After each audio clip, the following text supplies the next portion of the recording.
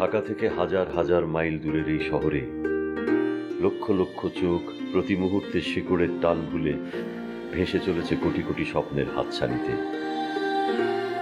কারো স্বপ্ন সত্যি হচ্ছে, জন্ম দিচ্ছে নতুন আরো স্বপ্নে, আর কারো কারো স্বপ্ন হারিয়ে যাচ্ছে কঠিন কংক্রিটে বাঁধানো এই বুনো শহরের অলিতে গলিতে। আর সেই স্বপ্নের গল্পগুলো প্রতি মুহূর্তে বলে যাবে নিউ ইয়র্ক থেকে বলছি।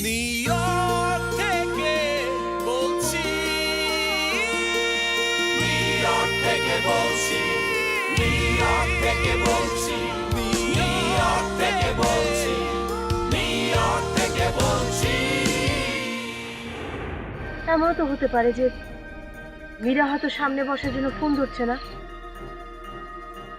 হতে পারে না? আমাদের কয়েকদিন নিরাপদ জায়গায় থাকা হচ্ছে সবচেয়ে ভালো। আমি একটা জায়গায় আছি, নিরাপদ একটা জায়গায়। তুই একটা কাজ কর, তুই বক্সগুলো স্যামকে দিয়ে আমার জায়গায় পাঠিয়ে দে।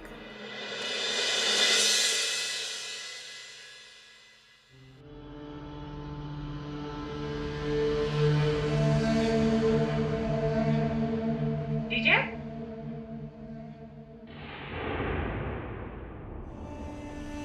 ডিজে, ডিজে,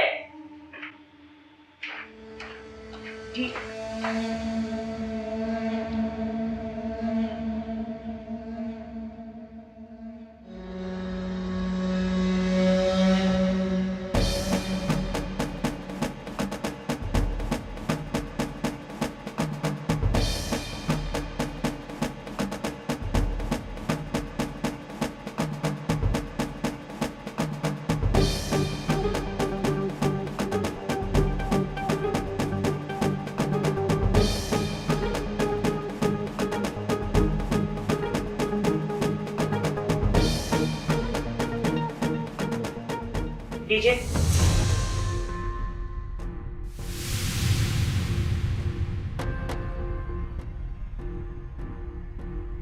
কোথায় গেছিলে? আরে সিস্টার, তুমি এত রাতে এখনো জেগে আছো? আমি তো ভেবেছিলাম তুমি ঘুমিয়ে পড়েছো। তুমি বাইরে কোথায় গিয়েছিলে? কোথাও না। ও, আমার না হঠাৎ ঘুম ভেঙে গিয়েছিল, তাই ভাবছিলাম যে বাইরে গিয়ে একটু হাঁটাহাঁটি করে আসি, এই আর কি। বাইরে তুমি হাঁটাহাঁটি করতে গিয়েছিলে নাকি কারোর সাথে কথা বলতে গিয়েছিলে?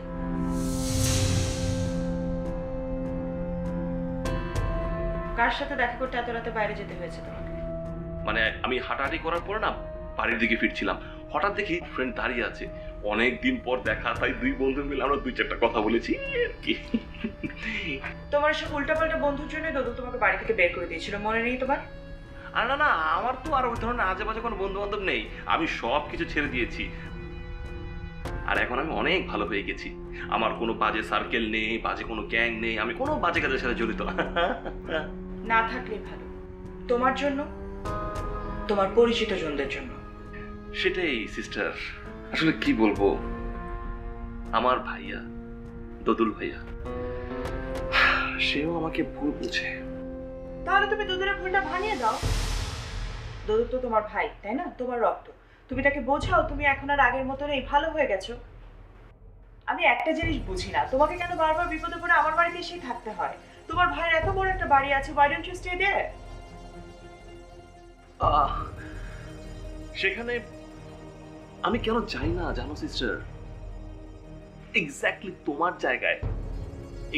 তোমার জায়গায় সীমানা ভাবি দখল করে বসে আছে।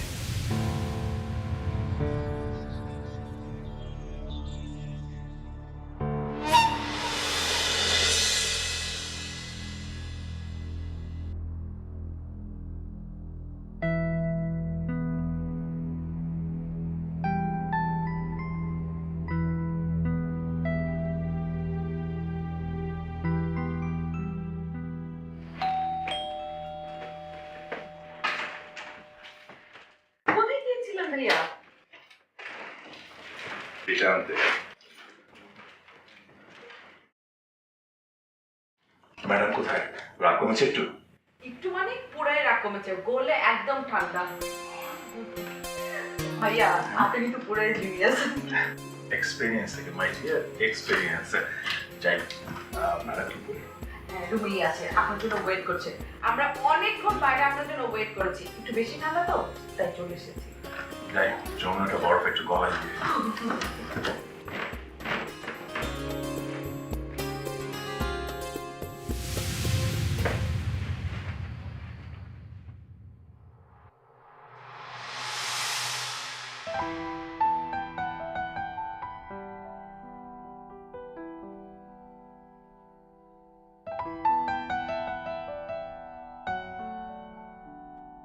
কোথায় গেছিলে তুমি?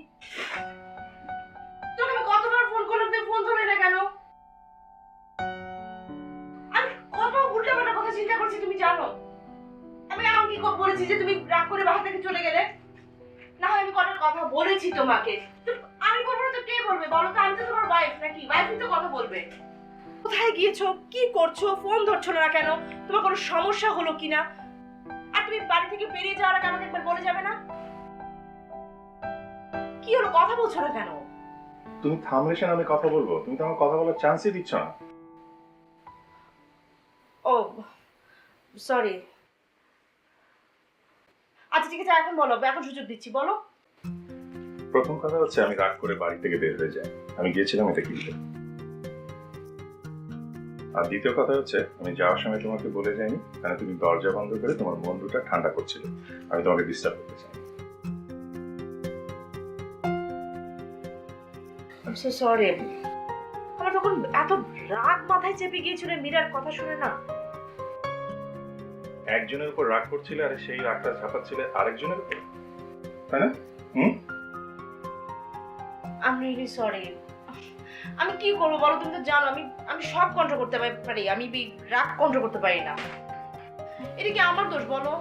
না না না, তোমার কোনো দোষ না, সব দোষ আমারই বান্দা।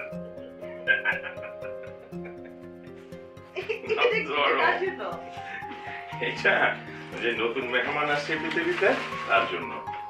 আবার তুমি খেলনা কিনেছো? সেদিন তো এতগুলো খেলনা কিনে নিয়ে এলে। ওফো, আগে তোকে পৃথিবীতে আসতে দাও, তারপর কিনো এগুলো।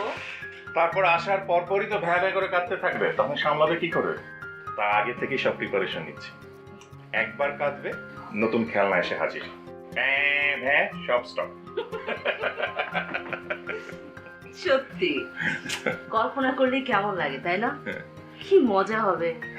ছোট ছোট পা নিয়ে সারা বাড়ি ছুটে বেড়াবে, দৌড়াদৌড়ি করবে, লাফালাফি করবে, আর সমস্ত খেলনা নিয়ে আমার সঙ্গে খেলবে, সব খেলনাগুলো এলোমেলো করে দিবে।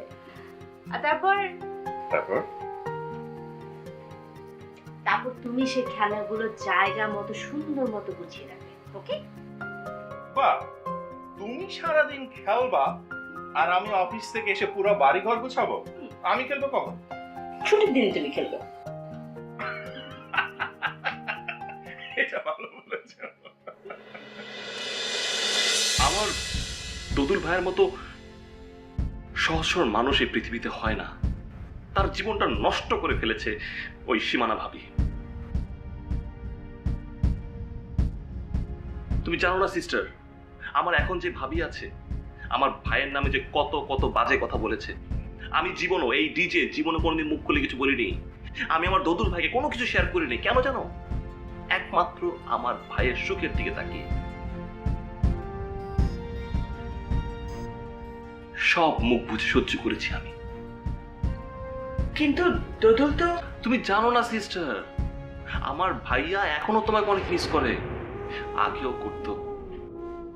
তুমি জানো সিস্টার, আজ যদি তুমি আমার ভাবি হতে, আমি, আমার ভাইয়া, তুমি, আমরা সবাই মিলে অনেক সুখে থাকতে পারতাম, অনেক ভালো থাকতে পারতাম।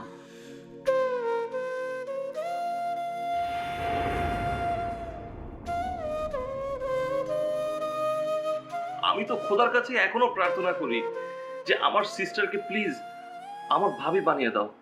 সেজন্য আমার যা করার আমি করব, তবুও মানে আমার ভাইয়াকে ওই জালিম ভাবির কাছ থেকে রক্ষা করো। তোমার মনে আছে এই বাড়িটা যখন প্রথম কিনতে এসেছিলাম, তখন আমার মনে হচ্ছিল আমাদের মাঝে একজন আসবে, সারা বাড়িটা মাতিয়ে রাখবে সারাদিন। এই বাড়িটা থেকেই তো আমাদের স্বপ্ন শুরু।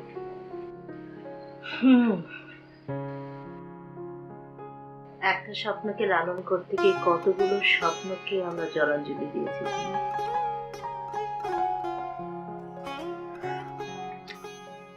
আর সহ্য হচ্ছে না, এতদিন কেন লাগছে আসতে?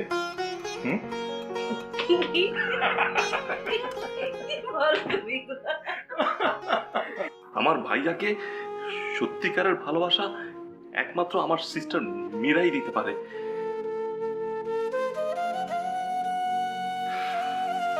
তুমি জানো না, আমার ভাইয়া এখনো অনেক মিস করে এবং প্রতি রাতে তোমার কথা মনে করে চুপি চুপি কান্না করে। বিশ্বাস করো মীরা আপু, আমার যদি আজকে ক্ষমতা থাকতো আমি তোমাকে আজই আমার ভাবি বানিয়ে ফেলতাম। আমার ভাইয়া তোমাকে আজও অনেক বেশি মিস করে, কিন্তু ওই সীমানা ভাবি মানে এমন চাল চেলেছে যে আমার ভাইয়া না আটকা পড়ে আছে। কিন্তু তুমি কোনো চিন্তা করো না, আজকে আমার ক্ষমতা নেই, একদিন তো আমার ক্ষমতা হবে, আর যেদিন আমার ক্ষমতা হবে আমি সেই দিনই তোমাকে আমার ভাবি বানাবো। আমি কথা দিলাম।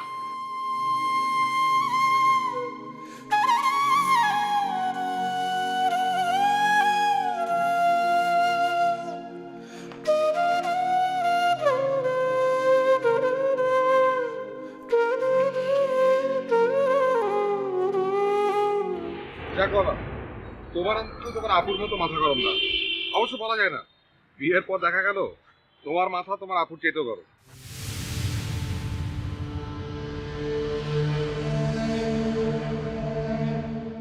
কি? আমার মাথা গরম? আরে হতে কতক্ষণ, রক্ত যখন আছে দেখা যাবে তোমার মাথাও গরম। কি? তুমি আমাকে এই অপবাদ দিলে? আমি কি তোমার সাথে কখনো কোনোদিন উচ্চস্বরে কথা বলেছি? বলেছি কোনোদিন? কি হলো, কথা বলছো না কেন? বলেছি কোনোদিন? ওরে বাবা, এখনই এই স্বরে কথা বলছো? আরে এখন তো তুমি আমাকে রাগিয়ে দিয়েছো তাই বলে। রাগালাম কোথায়? আমি জাস্ট একটু মজা করলাম তোমার সাথে।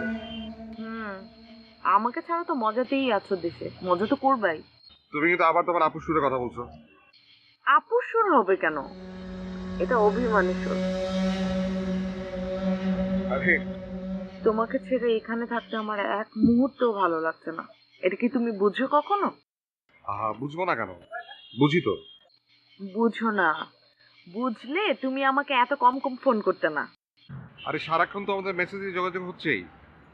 আমি জানি না, আমি তোমাকে যত তাড়াতাড়ি পারি আমি এখানে নিয়ে আসব। আমি ভাবছি ভাইয়াকে আজই তোমার কথা বলবো, সে যেন যেভাবেই পারে তোমাকে নিয়ে আসে এখানে। সে তো অনেক বড় একটা ট্রাভেল এজেন্সিতে কাজ করে, সেই পারবে তোমাকে নিয়ে আসতে এখানে।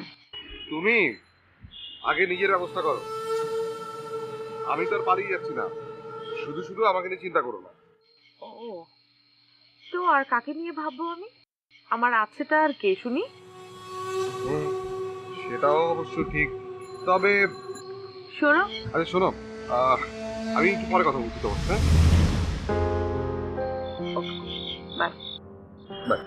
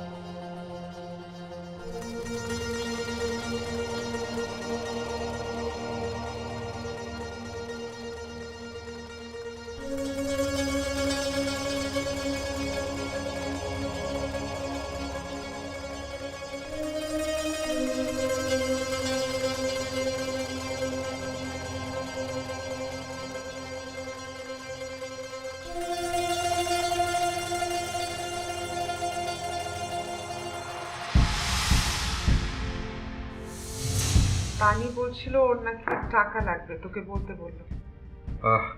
কত টাকা লাগবে কিছু বলেছে? বললো তো 1020 মতো।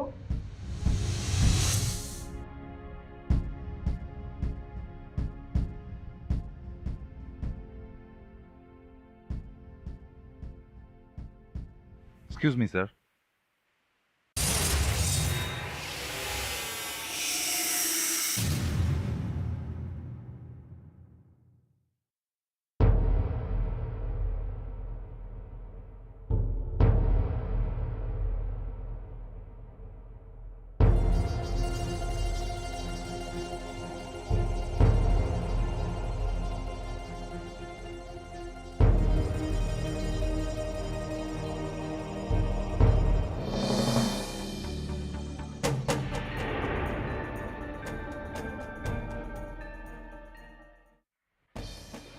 বড় ভাই, আপনি ঠিক আছেন তো? কোথায় গিয়েছিলেন? সামনে গিয়েছিলাম। এটা কি কেন কি হয়েছে? না মানে আমি সে কখন থেকে আপনাকে কল করে যাচ্ছি, আপনি ফোনও রিসিভ করছেন না, আপনি কল ব্যাকও করছেন না। এদিকে তো আমি একটু টেনশনে শেষ। আমি তার একটু হলে তো এই থানায় ফোন করে দিতাম। কেন থানায় কেন ফোন করবি? এই যে আপনি লাপাত্তা, দিন দুপুরে গায়েব। আচ্ছা রুস্তম, তুই এই দোকানে কত বছর ধরে আছিস বলতো? মেলা দিন, সেই হাফ প্যান্ট পরার বয়স থেকে। আপনিও হাফ প্যান্ট পরতেন বড় ভাই, মনে আছে? আন্টি ব্যবসা চালাইতো। আহা, কত সময় যে পার হয়ে গেল। হাফ প্যান্টের জায়গায় নতুন ড্রেস আইসা পড়লো, আপনি দোকানে হাল ধরলেন। কম করে হইলো তো 15 বছর হইল। হঠাৎ এই প্রশ্ন কেন বড় ভাই? এই 15 বছর ধরে ধরে আজগুবি মার্কা প্রশ্ন শুনতে শুনতে আমি টায়ার্ড হয়ে গেছি। এবার একটু রেহাই দে। আজগুবি মানে? আপনার পিছনে দুইটা মাস্তান পোলাপাইন ঘুরঘুর করবো, আর আপনি ফোন ধরবেন না, লাপাত্তা হয়ে যাবেন, আমি টেনশন করতে পারবো না। এটা কোনো কথা হইলো? এটা আজগুবি কথা হইলো বড় ভাই? আচ্ছা, আমার কাছে কে এসেছিল? দুইটা মাস্তান টাইপের পোলা। ওই যে সকালে এসেছিল ওই দুইটা ছেলে? হইতে পারে, আমি তো তখন কারো দেখি নাই। কি বললো এসে?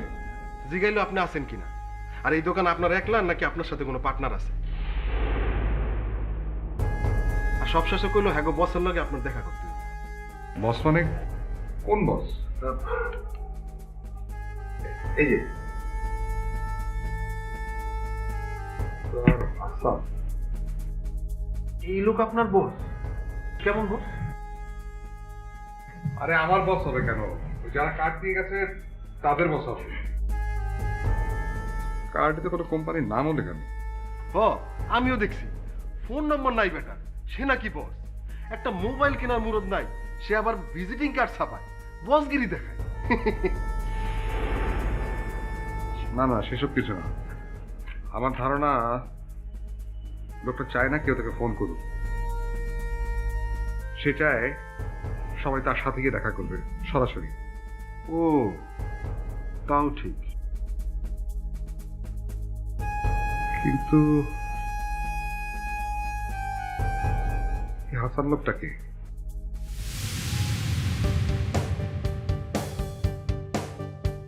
মিস্টার হাসান না, বস।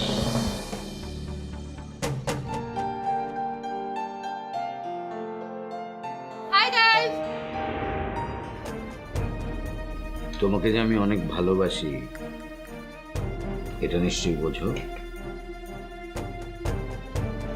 জি তুই যদি এতই বুঝিস তাহলে এখন পর্যন্ত নিজের ছবি নিজে কেন তুলে বেড়াস? হ্যাঁ, কই একটা ভালো ফটোগ্রাফারকে তো তোর ছবি আমি তুলতে দেখলাম না। আর হ্যাঁ, যেসব ছবি তুই তুলিস ওইগুলো পড়ে থাকে তোর ফেসবুক অ্যাকাউন্টে আর ইনস্টাগ্রামে।